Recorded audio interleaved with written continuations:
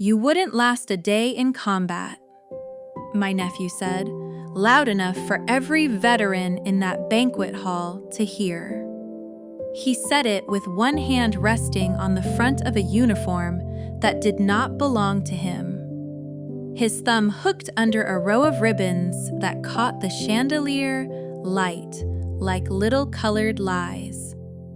I did not answer him. I only looked down at the gray wool gloves on my hands, the same gloves my sister had whispered about all evening, as if they were some embarrassing sign of age.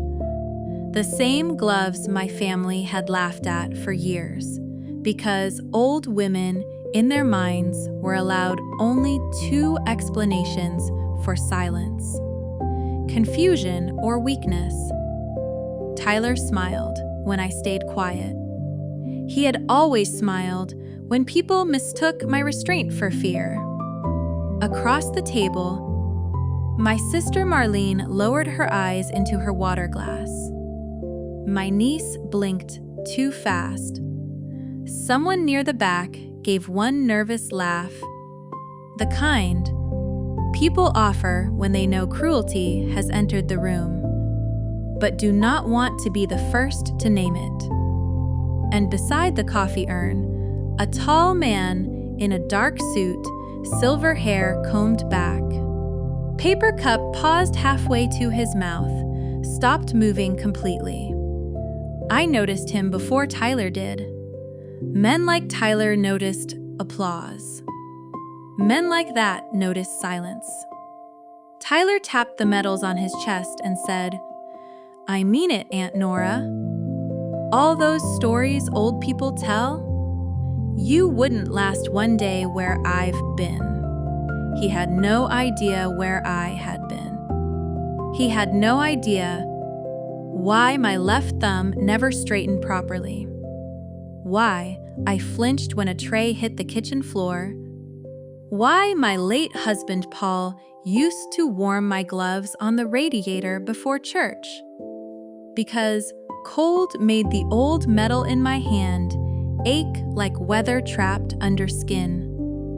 Tyler only saw a 72-year-old woman's in a navy dress, sitting too close to the kitchen doors at a military appreciation fundraisers, where he was supposed to be the honored guest.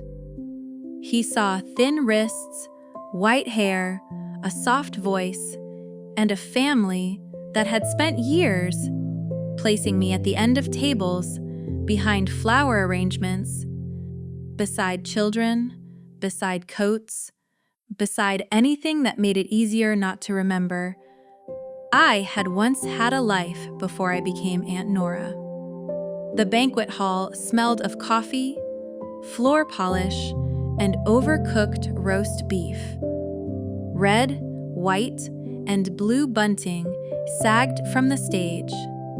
A projector screen showed a slideshow of local service members.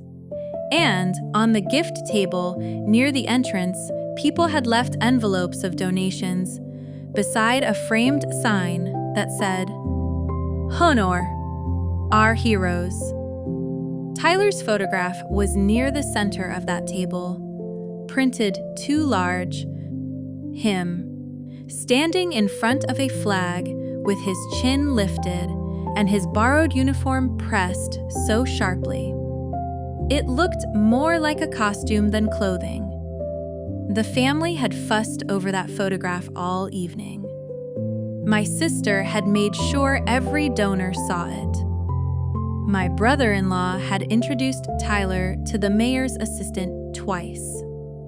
Cousins had taken pictures with him, hands on his shoulders, pride shining on their faces like they had manufactured him themselves. No one had taken a picture with me. That was fine. I had learned long ago that the truest parts of a life are usually the ones nobody photographs.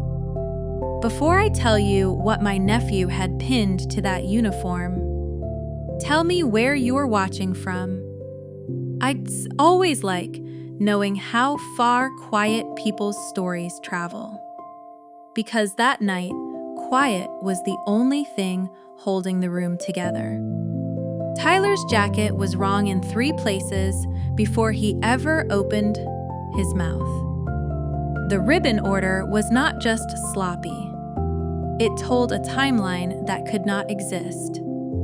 The patch on his shoulder belonged to a unit he had never been old enough to serve with in the place he claimed. The shine on his boots was too new, too proud, untouched by the kind of dust that gets into a man and stays there. But the detail that made me fold my hands tighter in my lap was not the patch, or the ribbons, or the boots. It was the small silver device above his left pocket, placed half an inch too high, worn with the casual arrogance of someone who had copied a picture without understanding the weight of the object. I knew that shape. I had seen men bleed under that shape. I had watched one boy, 19 years old, and trying not to cry, ask me if his mother would get it if he did not make it home. I had lied to him kindly because that is what you do when the truth is too heavy for a dying child. Tyler wore it like jewelry. He caught me looking and mistook the look for admiration. "Pretty impressive, huh?" he said earlier that evening, turning his chest slightly so I could see. "A lot of people don't understand what these mean." I had wanted to say, "Neither do you." Instead, I had nodded once and reached for my water glass with both gloved hands, so no one would see my fingers stiffen. That was how the evening had begun, not with his insult, but with his need to be worshipped. The Rotary ladies had decorated the hall. The Veterans Auxiliary had arranged the chairs. Families had come in Sunday shoes and winter coats, shaking rain from umbrellas, carrying casseroles, checks, and stories. I had come because Marlene insisted. "Tyler is finally doing something meaningful," she said over the phone. "You should be proud of him," she said finally, as if the boy had climbed out of a ditch. In truth, Tyler had spent most of his 20s sliding from one borrowed identity to another. 1 year he was an entrepreneur. 1 year he was studying law.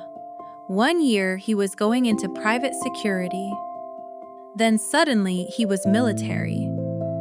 Suddenly, every conversation bent around sacrifice, discipline, brotherhood, things he spoke about with the smooth confidence of a man repeating words that had worked on other people.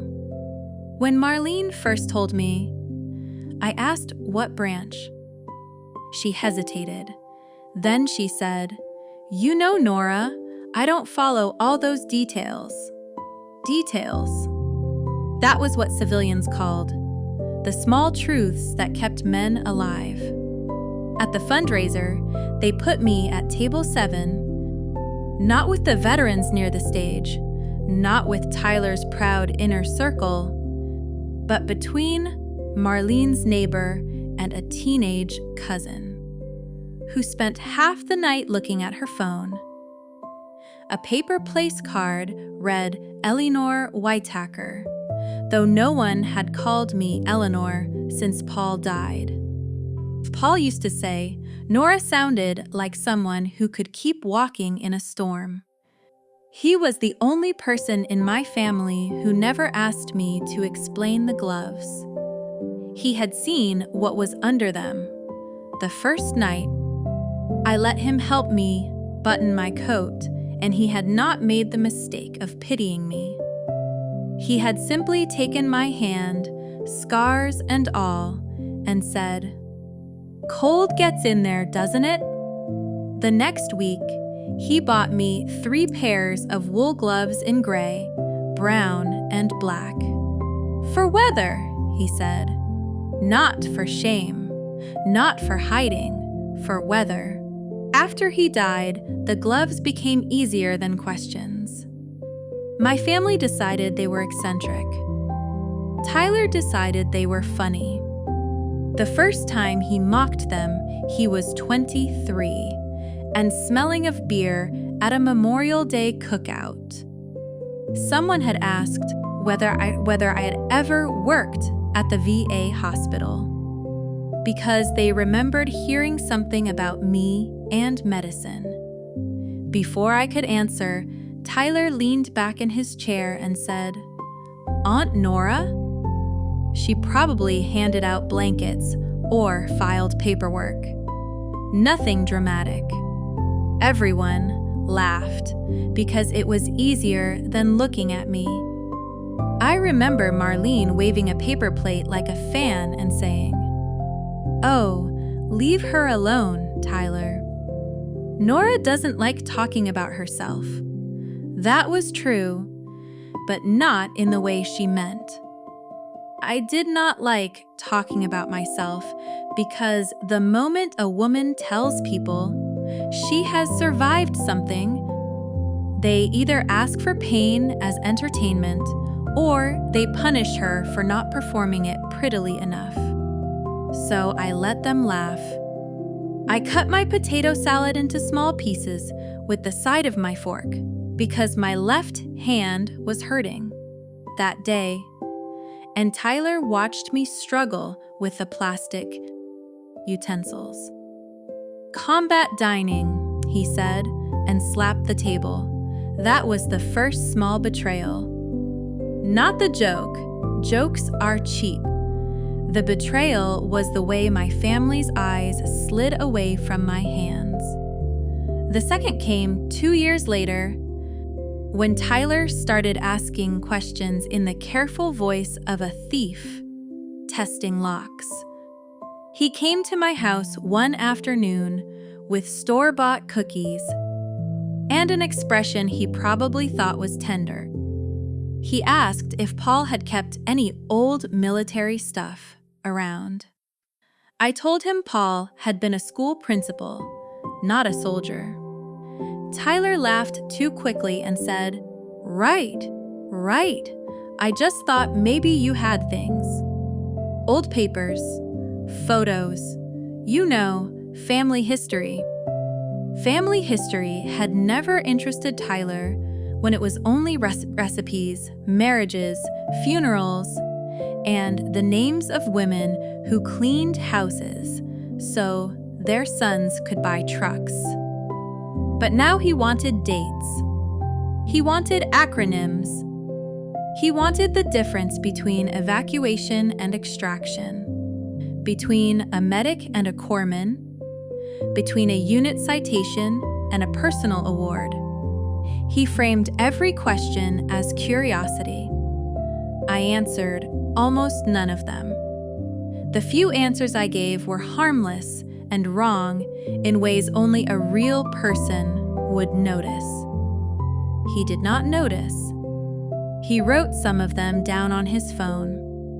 When he left, I found him standing in my hallway, looking at the small table where Paul's photograph sat beside a brass box. The box was locked. His eyes moved from the box to my gloves. "You ever think about writing your memories down?" he asked. "No," I said. "Why not?" I looked at the brass box. "Because memory is not a costume." He laughed, but he did not understand the joke was aimed at him. The third betrayal was the gloves. By then, Tyler had learned that making me look fragile made him look stronger. At Thanksgiving, he told his girlfriend I wore them because I was dramatic about circulation. At Christmas, he dropped a pair of oven mitts in my lap and said, "Upgrade for the war hero." No one had called me that before. Not in my family. Not with sincerity. The phrase came out of his mouth twisted, greasy with mockery, and every person in that living room heard it. My sister said, "Tyler, don't tease." But she smiled when she said it. That smile did more damage than the words. I looked down at the oven mitts, bright red with little snowmen on them, and I remembered another kind of red on another kind of night. I remembered pressing my palm against a wound that would not close. I remembered someone screaming for morphine. I remembered my glove tearing open at the knuckles and not feeling the shrapnel. Until later, when the work was done and my hand no longer obeyed me. At Christmas, I only picked up the oven mitts, folded them neatly, and set them on the coffee table. Tyler said, "See? She can take a joke." People like Tyler always think silence means permission. That is how they keep escalating. By the time of the fundraiser, Tyler had built a whole life out of what nobody challenged. He had a story for every room. For older men, he spoke about discipline. For women, he softened his voice and talked about losing friends.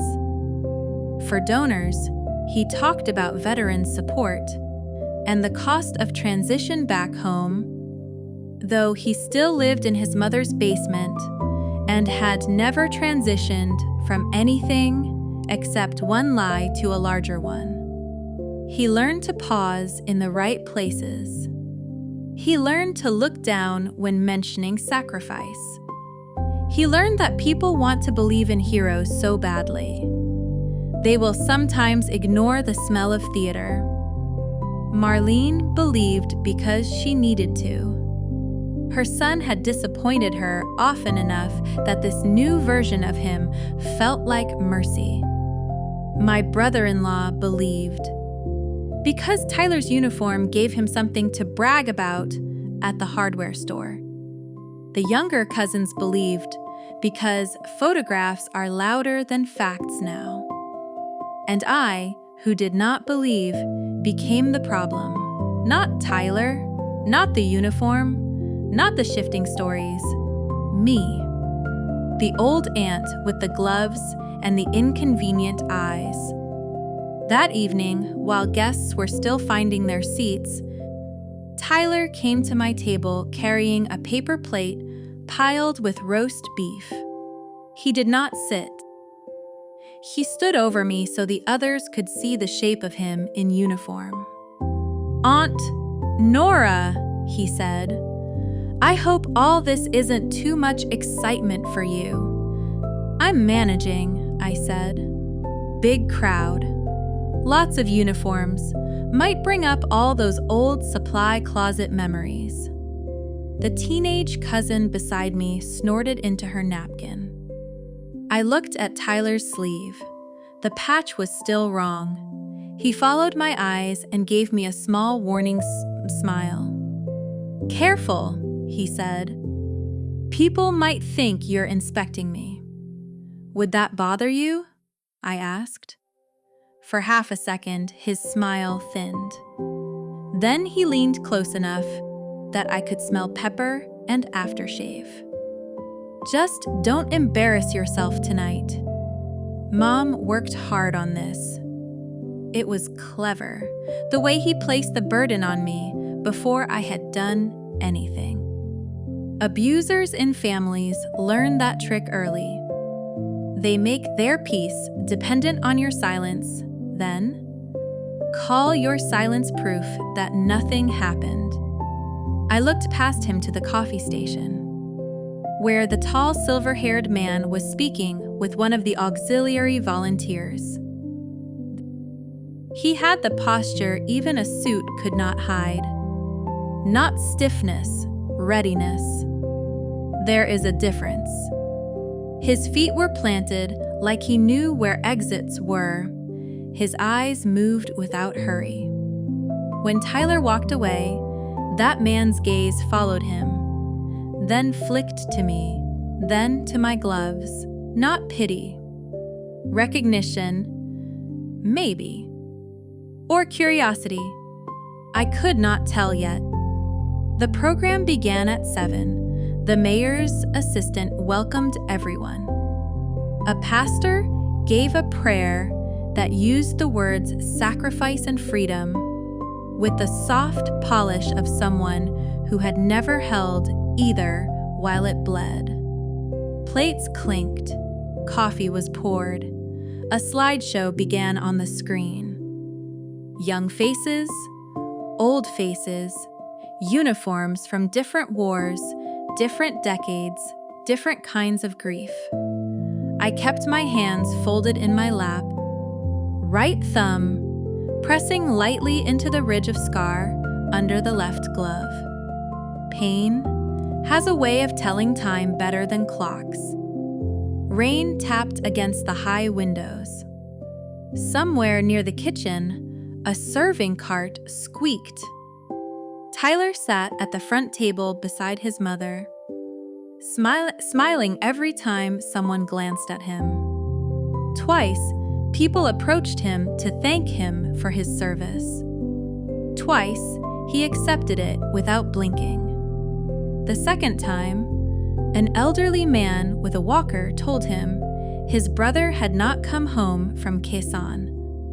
Tyler put a hand on the man's shoulder and said, "I know what that's like." I closed my eyes, not because I was weak, because for 1 second I was afraid of what my face might reveal. When I opened them again, the silver-haired man by the coffee urn was no longer talking. He was watching Tyler. That was when Marlene came to my table, bending close with the bright, nervous smile she used whenever she wanted obedience disguised as affection.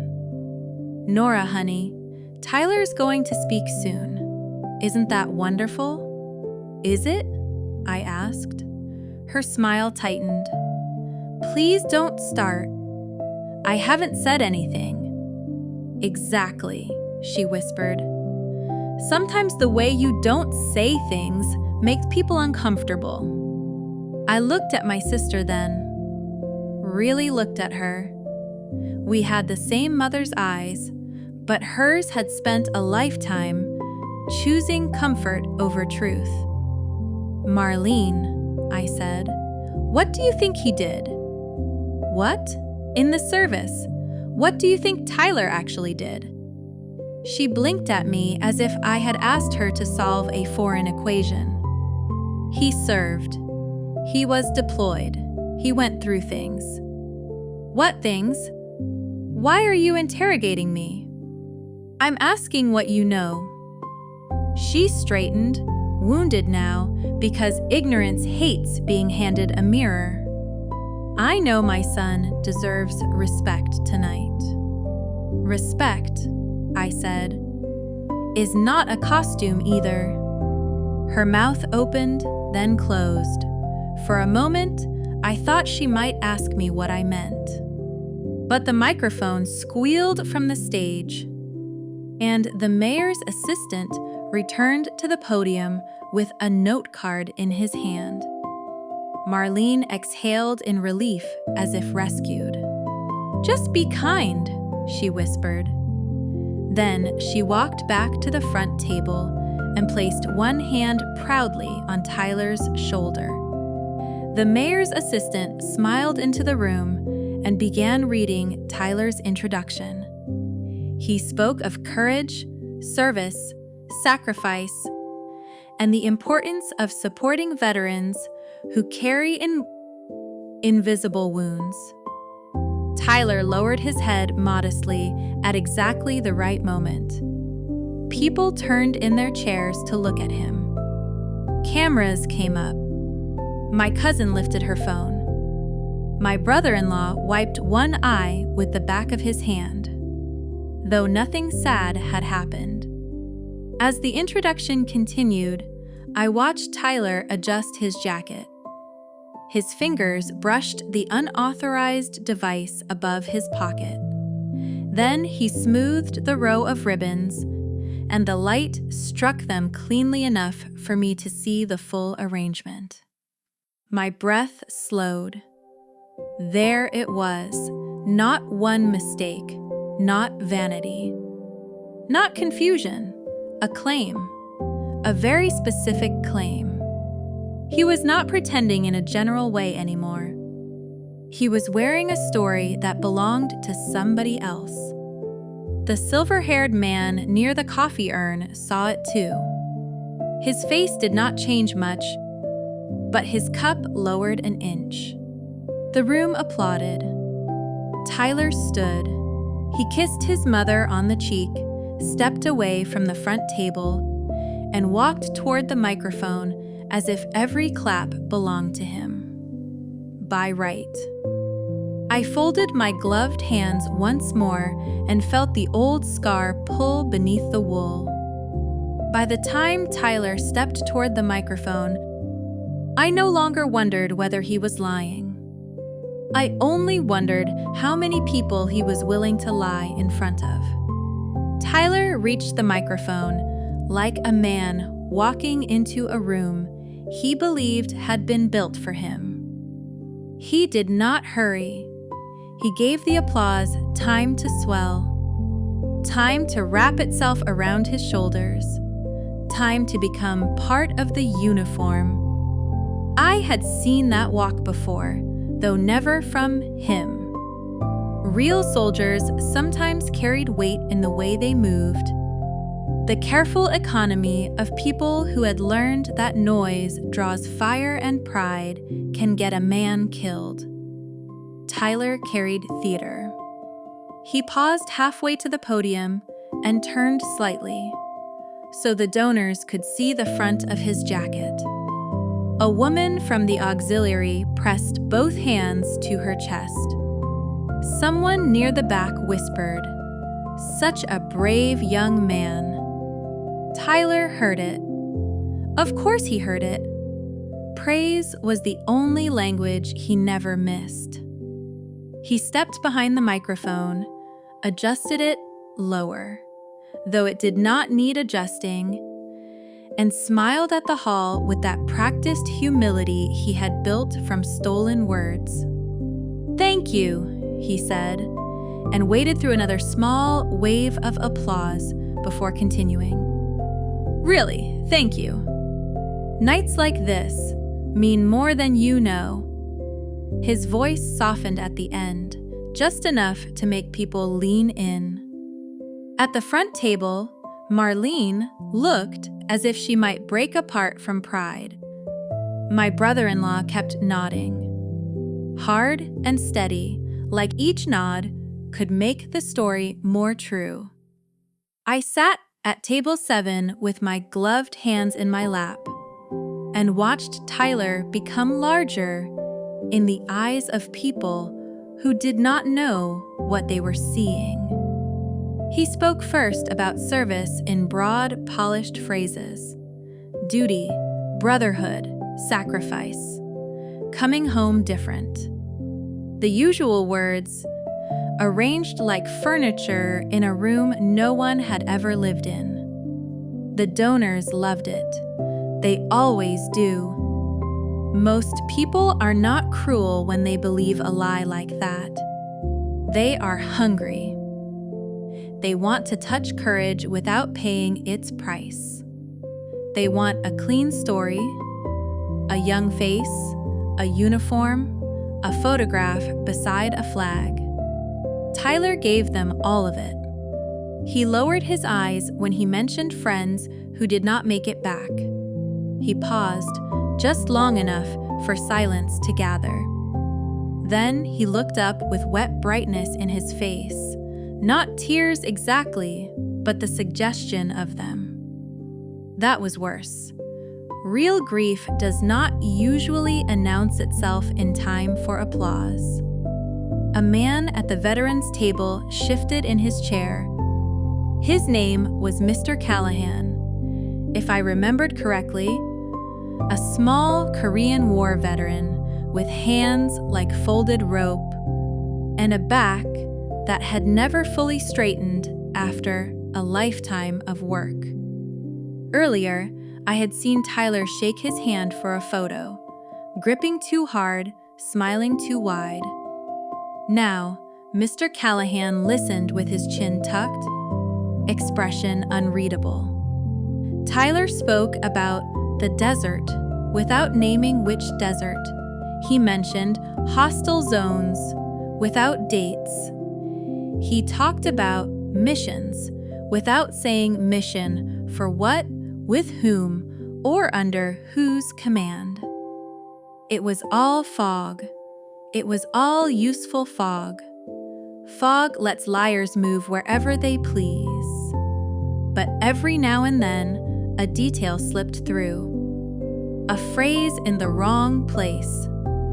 A rank attached to the wrong responsibility. A deployment length that did not match the unit patch on his sleeve. He said he had been boots down with a group that would have been nowhere near him if even half of his claimed timeline were true. My right thumb pressed into my left palm until the old ache woke up. Not yet, I told myself. The hardest discipline is not action. It is waiting while someone gives you every reason to act.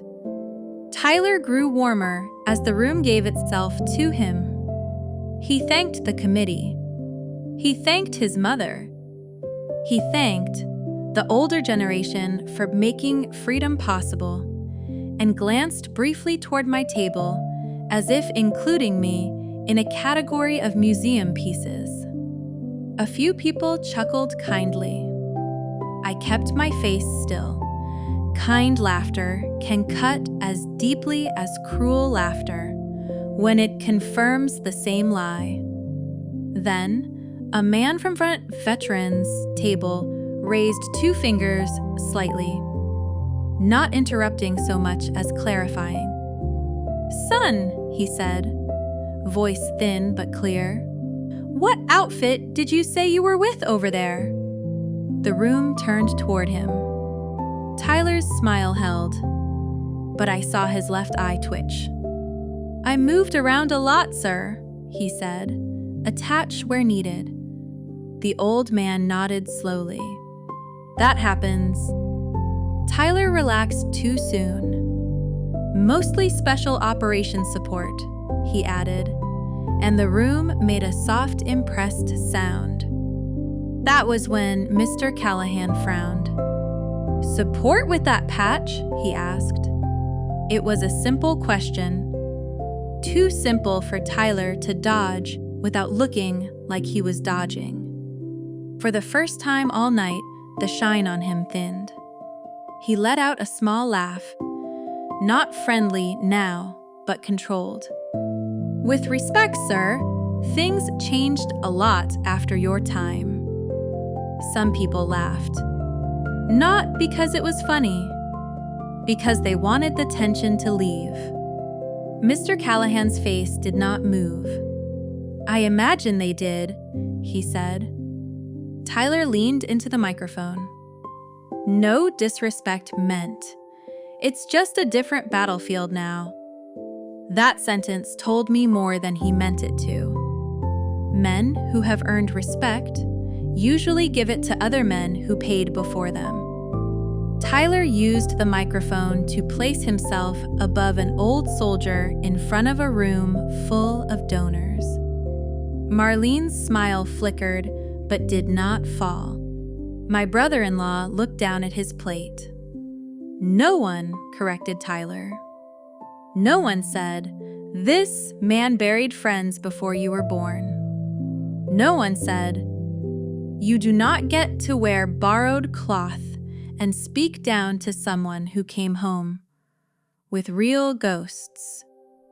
They let it pass. Families are often training grounds for public cowardice. A man learns at home how far he can go, who will look away, who will smooth the tablecloth after he spills blood on it. Tyler had learned well. He turned the moment into a joke, praised all generations of warriors, and the room rewarded him for stepping over the very man he pretended to honor. That was the second time. That evening, I saw Colonel Mercer move. He had been standing near the coffee urn, half in shadow, not part of any table, not introduced by anyone. Now, he set his cup down on the service table without drinking. He did not come forward, not yet. But his attention fixed on Tyler with the stillness of a blade laid flat. Tyler did not notice. He was too busy becoming beloved. After the speech began to loosen, he left the podium and walked with the handheld microphone. The way pastors and salesmen do when they want the crowd to feel chosen. He asked people to raise their hands if they had family who served. He thanked widows. He hugged one woman who told him her son was overseas. He was good at it. That was the part I hated most. A bad liar is easy to despise. A good liar makes innocent people complicit before they understand the cost. At one point, he stopped near my table. I knew he would. Men like Tyler cannot enjoy a stage unless they can use it to shrink someone else. And of course, he said, turning so half the room turned with him. We've got my Aunt Nora here tonight. The microphone made my name sound larger than I wanted it to be. I felt every face shift toward me. She's always been our quiet one, Tyler continued. A little old-fashioned. Doesn't like all the noise. A few polite smiles. My sister's face tightened.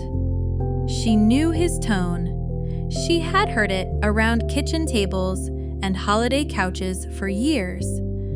But knowing a thing and stopping it are different muscles, and Marlene had never exercised the second. Aunt Nora used to tell us she didn't care for war stories, Tyler said. Maybe they were too much for her. I looked at him. He smiled back, daring me to challenge him, begging me to do it so he could turn me into a confused old woman in front of witnesses. You all know how it is, he said. Some folks romanticize service from a distance.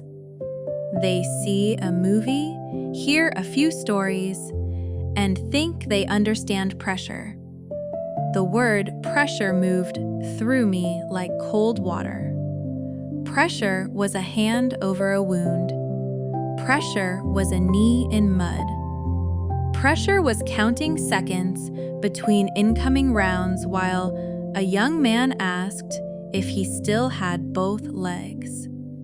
Tyler said it as if he had discovered it in a leadership seminar. The teenage cousin beside me stopped looking at her phone. The neighbor at my other side shifted away from me, embarrassed by proximity. I heard Marlene whisper from the front, "Tyler." But she did not stand. She did not walk over.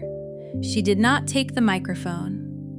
Tyler saw that no one was going to stop him, and cruelty, like fire, grows when fed with air. "I'm teasing, Aunt Nora," he said. "Don't look so serious." "I'm listening," I said. My voice did not need the microphone. It carried just far enough for him to hear. His smile sharpened. "Good.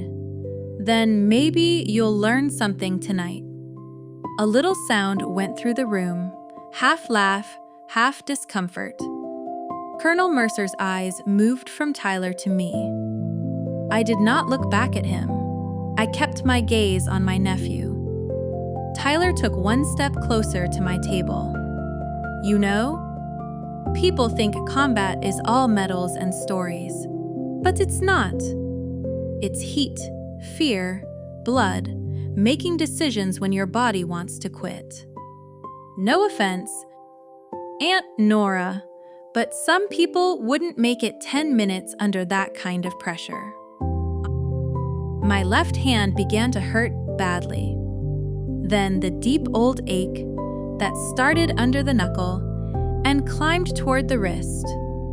I curled my fingers inside the glove. Tyler noticed the movement. His eyes dropped to my hands, and I saw the idea arrive in him before he spoke it. "See?" he said softly into the microphone. "That's what I mean." The hall quieted. A little stress, and she's already shaking. My sister looked at me then, finally, really looked, and for 1 second, I thought she might remember being 8 years old and hiding behind me when our father shouted. I thought she might remember that I had never been the sister who shook first. But memory loses many battle tells to convenience. She only mouthed, "Please." Please meant do not embarrass us. Please meant endure this so we do not have to choose. Please meant the same thing it had meant for years. Tyler turned back to the crowd and lifted one hand in a gesture of false gentleness. "I love my aunt," he said, "and that lie, somehow, insulted me more than all the others. But there's a difference between living around military stories and living through them." Mr. Callahan placed both hands on the top of his walker. Another veteran at his table stopped eating. The air changed. Not enough for the donors to understand, but enough for the men who knew performance when they smelled it. Tyler should have stopped there. A smarter liar would have retreated into sentiment. He should have thanked the audience, given a final humble nod, and stepped away with his borrowed honor intact. But arrogance always wants one more inch. "There was one mission," he said, lowering his voice, "that taught me what fear really is." My heartbeat did not speed up. It slowed. That is how I knew something inside me had recognized danger before my mind finished naming it. Tyler looked around the room, measuring the silence, pleased with it. "I don't usually talk about this," he said, though I knew at once he had practiced the line. "But since tonight is about truth, maybe it's time." Colonel Mercer took one step away from the coffee urn. Tyler put his free hand over the false decorations on his chest. "It was during Operation Glass Harbor," he said. Then Tyler said the name of the operation, and every sound in the hall seemed to move farther away from me. For a moment, I was not in the banquet hall anymore. I was not sitting at table 7 with a paper napkin in my lap and a half-empty glass of water sweating beside my plate. I was that 29 years younger in a place that smelled of hot metal, burned rubber, river mud, and blood that had dried before anyone had time to clean it. Operation Glass Harbor. People think names like that are chosen to sound noble. They are not. Most of the time, a name is only a label someone puts on terror so men in clean rooms can file it later. Glass Harbor was not a harbor. There was no glass except the shattered kind. And when Tyler said it, standing under paper bunting with borrowed ribbons on his chest, something old and carefully buried opened its eyes inside me. The room was waiting for him to continue. I could feel the attention gathered around him, warm and obedient, and I knew what they heard.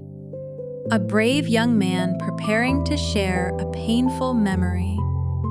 What I heard was a stranger putting his fingers into a grave. Tyler lowered his chin, letting the silence thicken. "We were outside Al-Mazrah," he said, and already the first detail was wrong.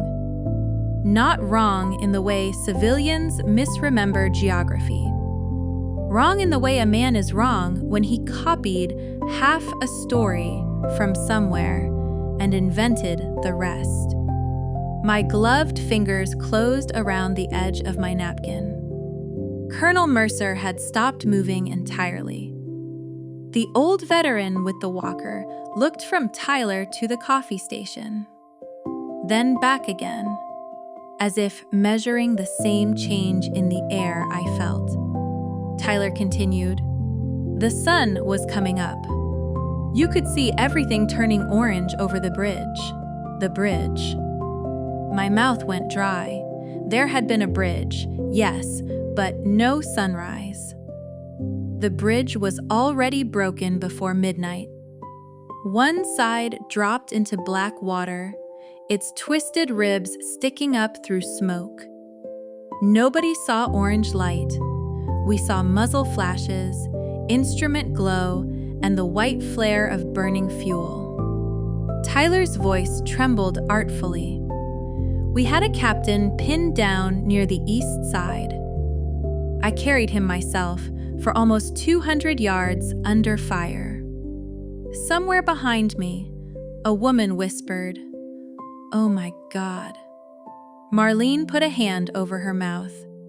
My brother-in-law bowed his head. Tyler let the sympathy wash over him. I looked at his boots. They were so polished I could see a warped reflection of the stage lights in them. He had never carried a wounded man through mud in boots like that. He had never felt another person's weight become heavier as life left the body. He had never learned the terrible difference between dragging a man who is fighting to live and carrying one who has already stopped helping you. Moving. We lost 2 that night, Tyler said. But we saved 9. My breath caught, not because the number was sacred, but because it was close enough to prove the theft had roots. Someone had told him pieces, or he had found pieces. A clipped article, a forgotten mention, a half-true memorial post. Enough to build a costume, not enough to build memory. He went on. I still have the scar from the shrapnel. He touched his right forearm through the sleeve. That was when something in me went completely still. I did not feel angry yet. Anger is hot. This was cold. This was the kind of calm that used to come when the screaming around me got too loud and I had to choose which wound would kill first. Tyler said. It hit me here. I rapped at myself and kept moving. A few people applauded softly, as if bravery could be patted into shape. Colonel Mercer's face had gone hard. Not dramatic, not theatrical, just hard. The way a door looks when it has been locked from the other side. I could have stood then. I could have told the room he was lying. I could have said the bridge was gone before midnight, that the captain was never carried 200 yards because he died 6 feet from the broken ambulance, that the shrapnel did not strike a right forearm, wrapped neatly beneath a fake sleeve. I could have said it struck a left hand, tore through glove, tendon, and bone, and left a young medic squeezing pressure into a wound. with fingers she could no longer fully feel. But the room did not need my anger. The room needed his certainty. A liar can survive accusation. He cannot always survive questions. So I stayed seated. Tyler saw my silence and mistook it for defeat. He always had. "I'm sorry," he said into the microphone, turning toward me with a softness that made my skin crawl. "I know this is probably hard for some people to hear. Some people. He meant me. He wanted the room to see me as overwhelmed, fragile, exposed by the heroic truth of a younger man.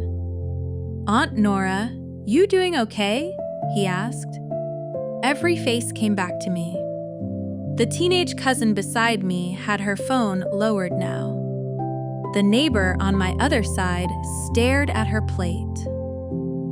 Marlene's lips moved soundlessly, shaping my name like a warning. I pushed my chair back an inch. The scrape of its legs seemed too loud. For 1 second, I almost left. Not because I was afraid of Tyler.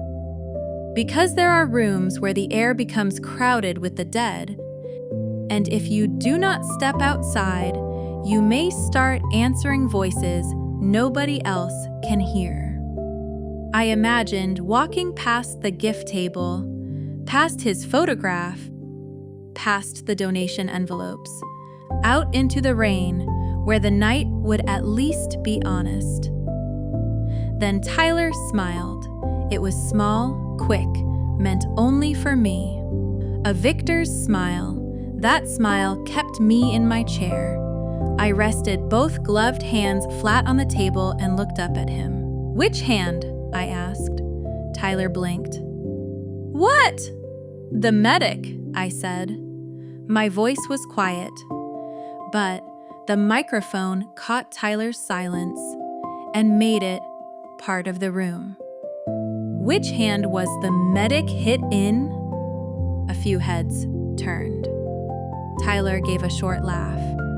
"Aunt Nora, I don't think that's really the point. It was to the medic."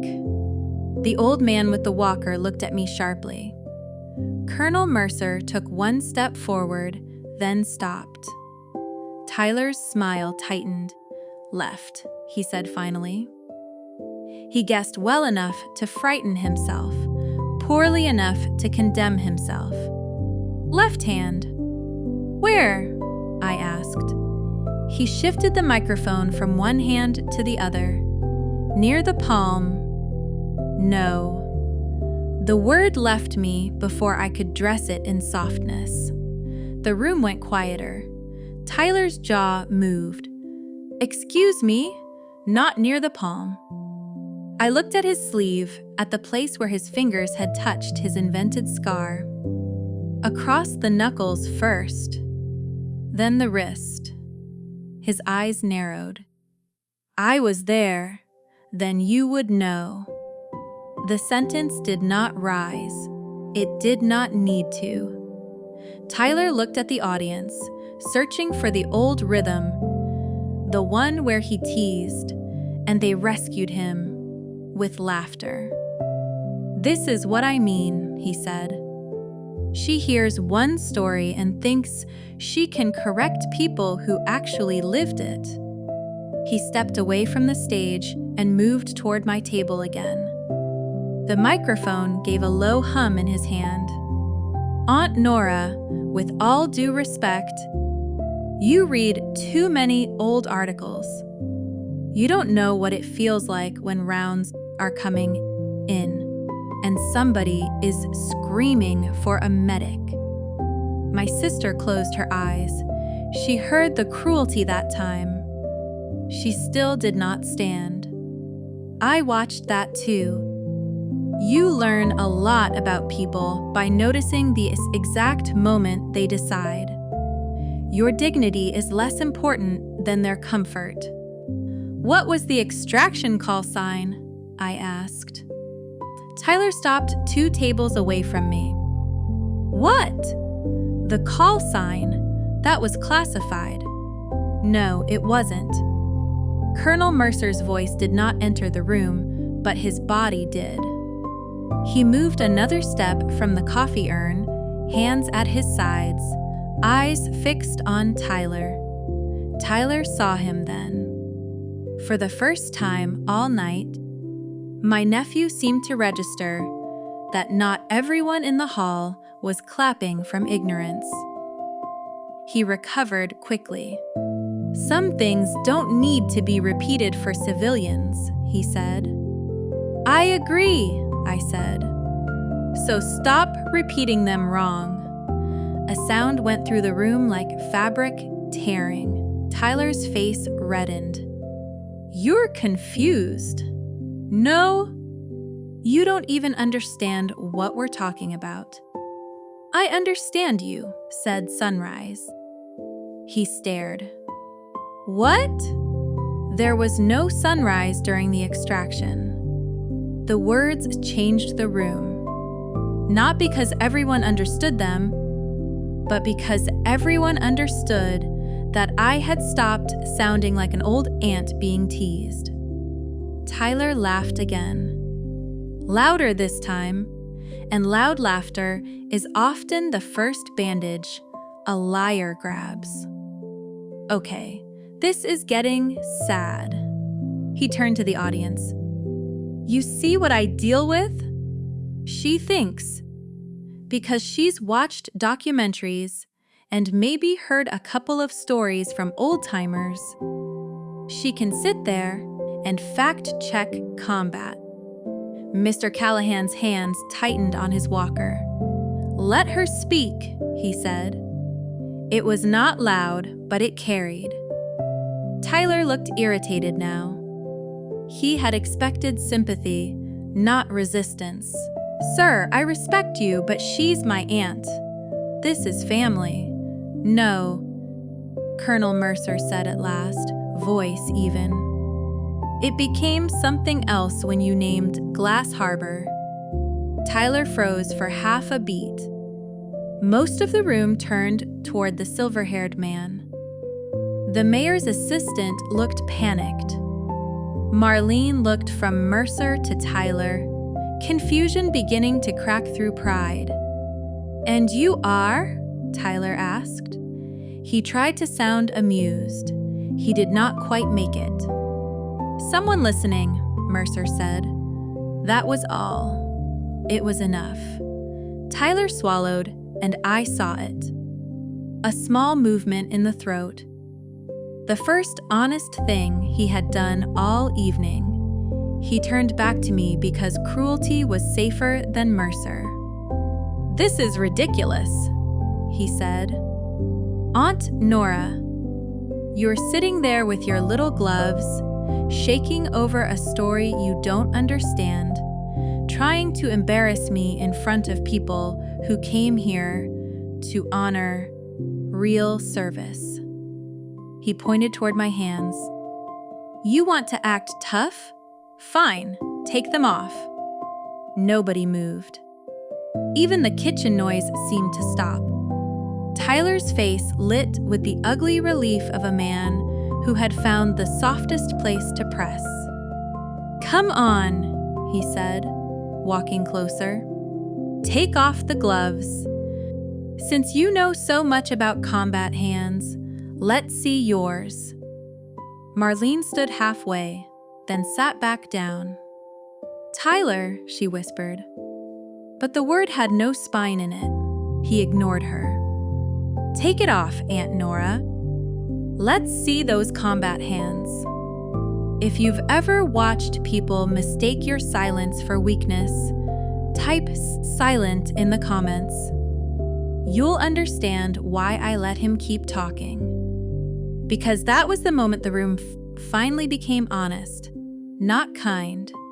Not safe. Honest. Everyone saw him then. Not the polished young hero. Not the proud son. Not the veteran on the poster. They saw a man in a borrowed uniform, an old woman to expose the one thing she had spent half her life covering. And still, he thought he had won. I looked at Tyler.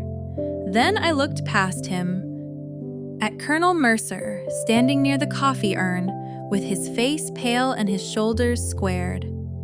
His eyes were no longer on Tyler's ribbons. They were on my gloves.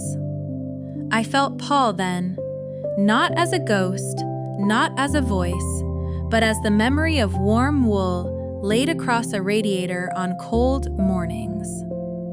For weather, he had said, not for shame. My left hand throbbed once, deep under the scar. I placed my right hand over the cuff of the left glove. Tyler smiled. The room held its breath. I looked back at my nephew and said, "All right." For a long moment after I said it, nobody in that banquet hall breathed loudly enough for me to hear. Tyler still smiled, but the smile had changed. It was no longer the broad, easy smile he used for donors and photographs.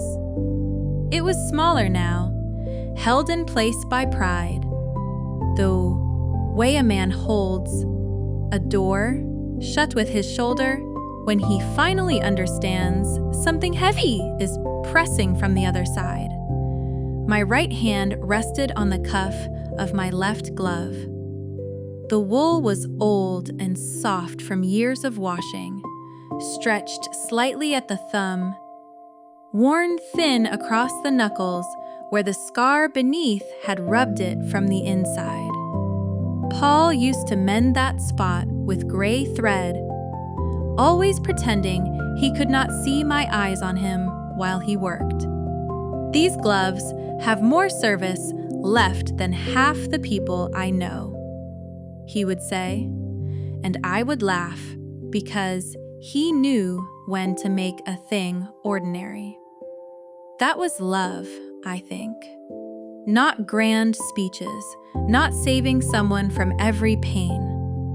Just knowing which wounds need reverence and which ones need to be treated like weather. I pinched the edge of the glove and began to pull. Tyler gave a short laugh, too sharp to be confident. "There we go," he said into the microphone. "Didn't think we'd get a demonstration tonight?" No one laughed with him. That was the first thing he noticed. His eyes flicked toward the front table, toward his mother, toward the cousins, toward the donors, who had been smiling at him. Minutes earlier, they were not smiling now. Even those who still did not understand what was happening understood that the shape of the moment had changed. I pulled the glove slowly past my wrist. The skin beneath was pale from being covered, the veins raised, the bones too visible in the bright banquet light. An old woman's hand. That was what Tyler saw first, and relief came back into his face. He looked at the room as if to say, "See? This is what I meant." Frail. Ridiculous. Nothing. I laid the right glove on the table beside my water glass. Then I placed my bare right hand over the cuff of the left glove. The room grew quieter. Mercer had moved out from the shadow of the coffee urn, but he still had not come any closer. His face had lost all softness. He was watching my left hand with the expression of a man standing at the edge of a memory. He did not want, but could not refuse. Tyler's smile faded by a fraction. "Come on," he said, quieter now. "Both of them. You wanted to correct me." I looked at him once, not with anger. Anger would have given him something to fight. I looked at him the way I had looked at bleeding men who were too frightened to tell me they were frightened. Then I drew the left glove away. It resisted at the knuckle, where the old scar had thickened under the wool. For 1 second, the fabric caught, and pain flashed up my wrist so sharply that I almost stopped. Almost, I pulled again. The glove slipped free. The first sound came from a woman near the gift table. Not a scream. A small broken inhale, the kind the body makes before manners can stop it. My left hand lay exposed under the chandelier light. The scars were not neat. Time had faded them, but had not made them gentle. A raised white line crossed the first 2 knuckles and disappeared toward the thumb. Another ran crookedly from the wrist bone into the heel of the hand, puckered in places where the flesh had not closed smoothly. The middle finger bent slightly inward, never fully straight since the tendon repair. Under certain light, tiny dark specks still showed beneath the skin. Fragments too small and too stubborn for the surgeons to chase. I had spent half my life hiding that hand from pity, from curiosity, from people who wanted to touch what they did not understand.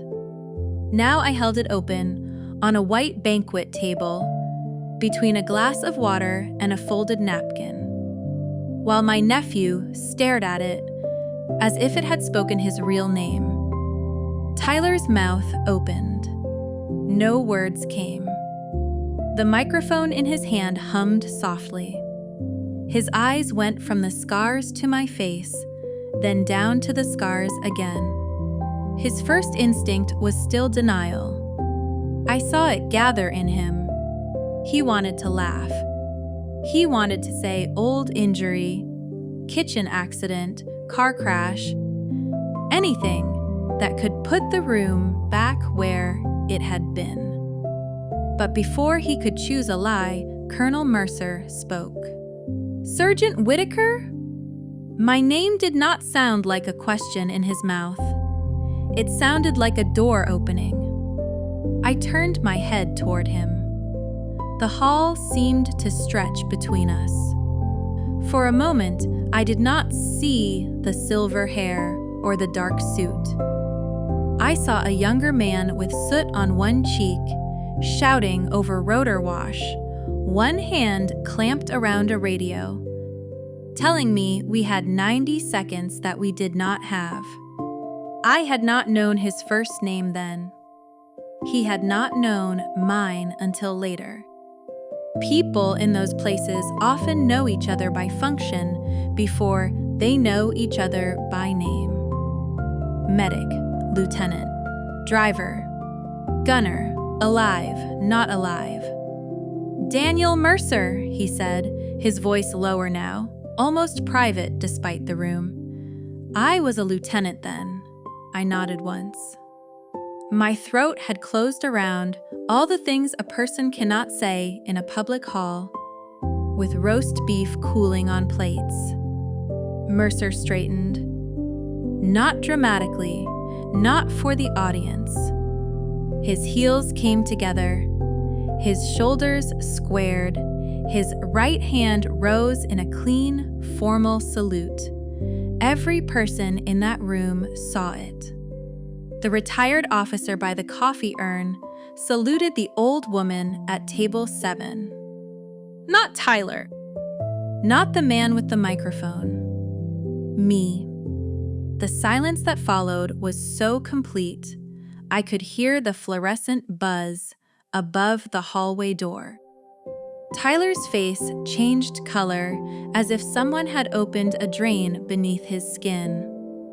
The pink left his cheeks first. Then the area around his mouth went pale.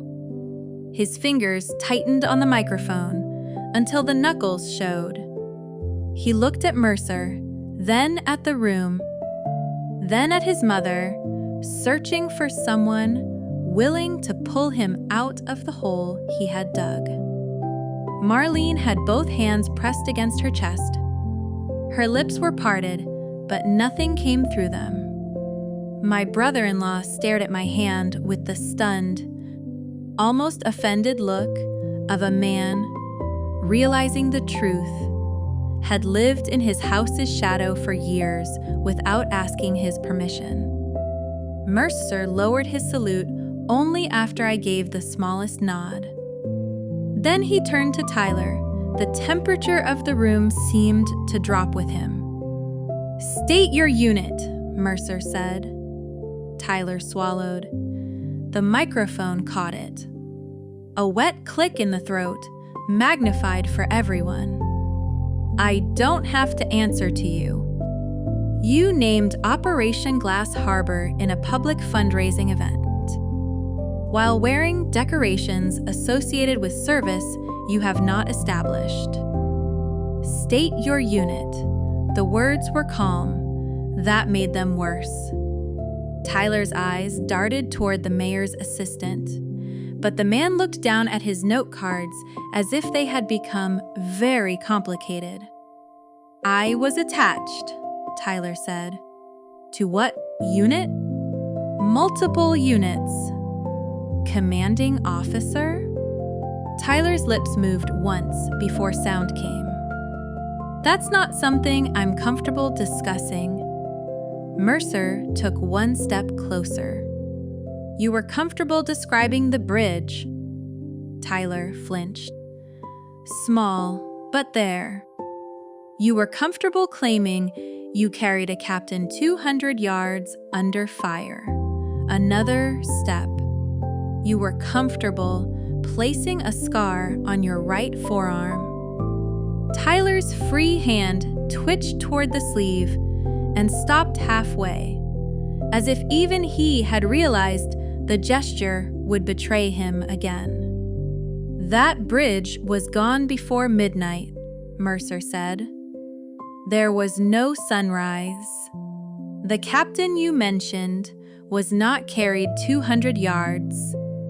He was treated beside the ambulance until extraction became impossible. And the medic hit by shrapnel was not a man with a forearm wound." His eyes moved to my hand, and something like grief passed over his face before discipline covered it. She kept working with her left hand torn open. A chair scraped somewhere in the hall. Someone whispered my name. Not Eleanor. Nora. Finally, Nora, as if they had just discovered the syllables belonged to a full human being. Tyler tried one last time. "I was honoring them," he said.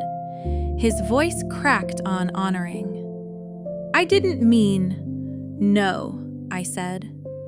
It was the first word I had spoken since the gloves came off, and it stopped him more cleanly than shouting would have.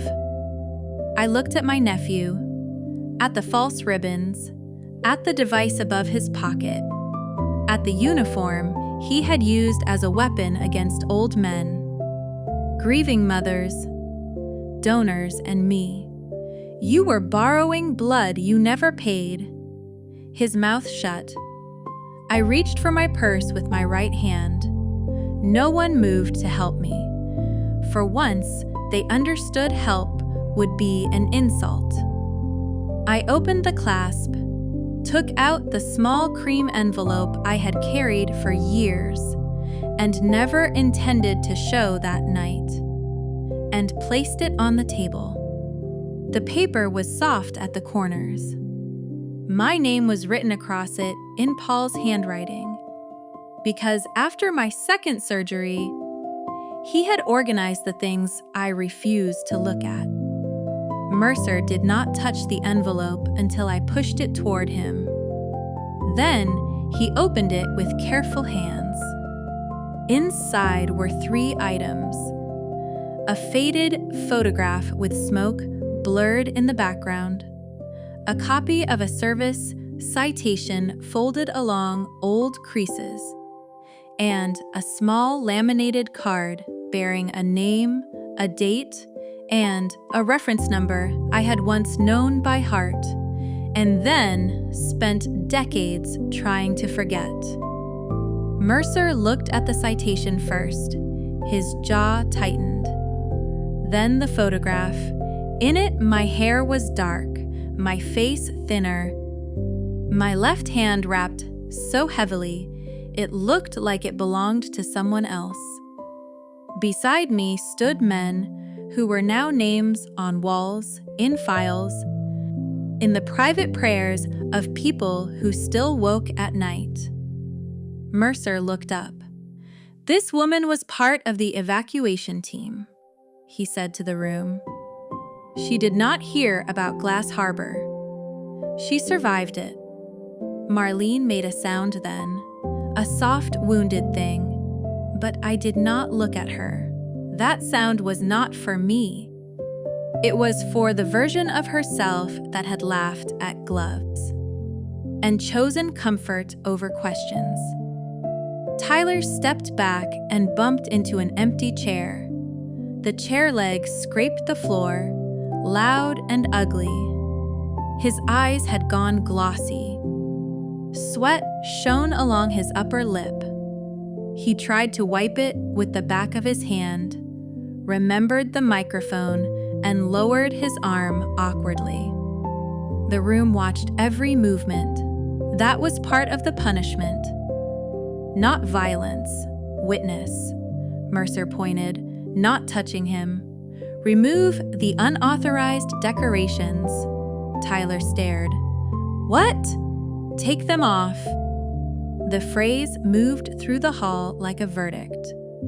Minutes earlier, Tyler had said it to me with cruelty. Now it returned to him, stripped clean.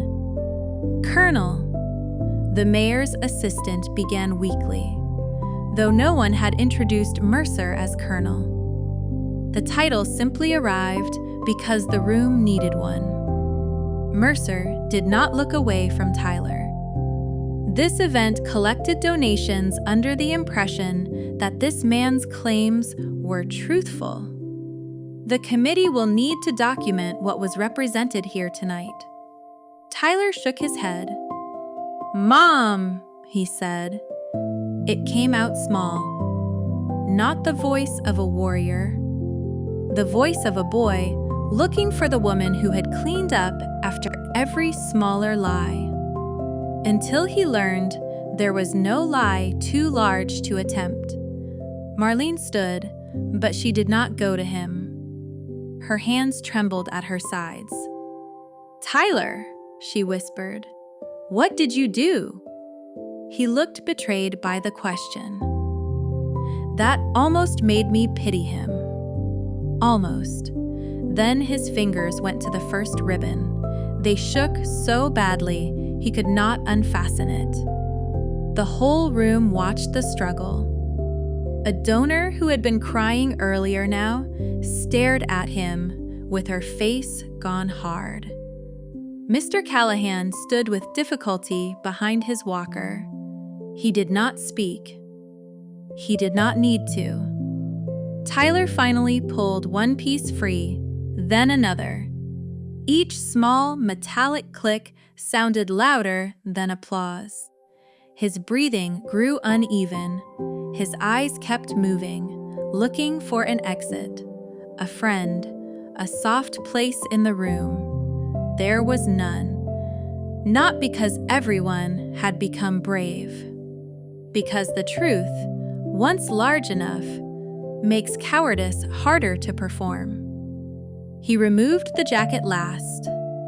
Without it, his white shirt clung damply to his back. He looked younger, smaller, ordinary in the worst possible way. A man without the costume, standing amid the damage the costume had done. Mercer took the removed pieces, not roughly, and handed them to the committee chair. "Preserve these," he said. "Make a written account while memories are fresh."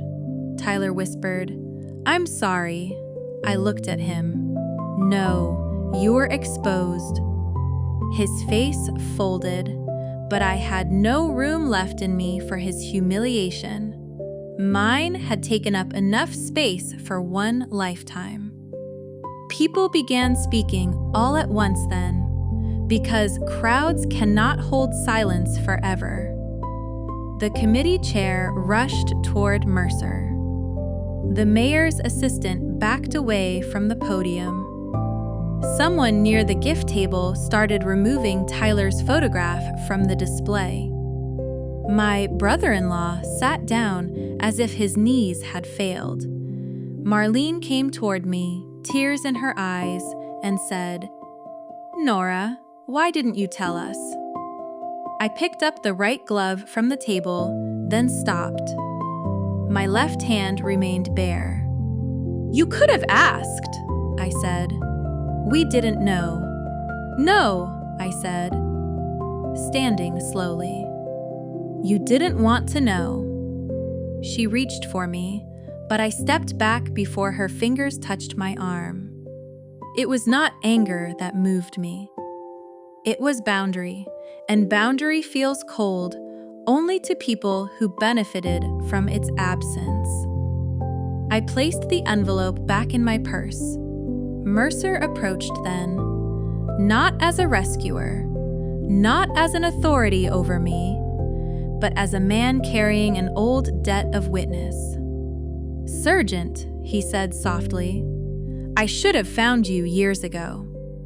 "We all did what we could," I said. His eyes shone. "Some did more."